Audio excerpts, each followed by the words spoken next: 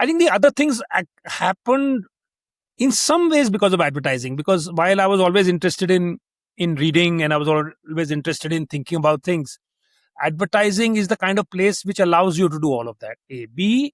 I joined advertising at a particularly interesting juncture. I joined advertising in 1986 when the first tiny shoots of economic reform had taken place, and then 1991 is when we had liberalization.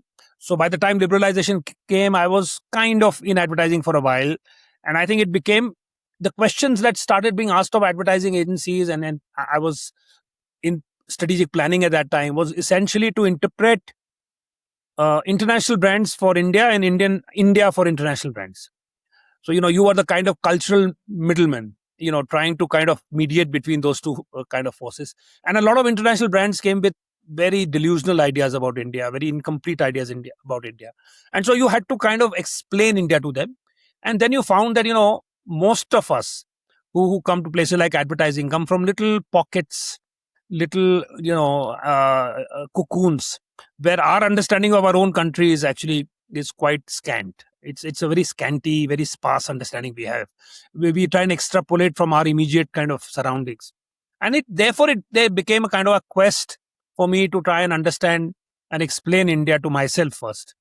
And that is an impossible kind of a task, because India is vast, it's diverse, it is uneven, and it is changing very fast and very erratically. So, I mean, it in that sense is a fool's errand to try and say that I will understand India.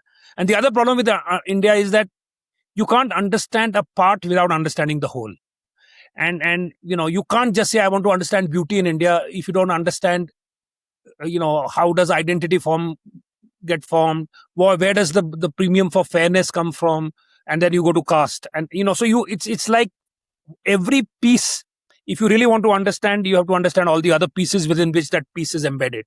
And I think therefore, and from there spun off other things. So once you were doing that kind of stuff, I stumbled into writing purely by accident.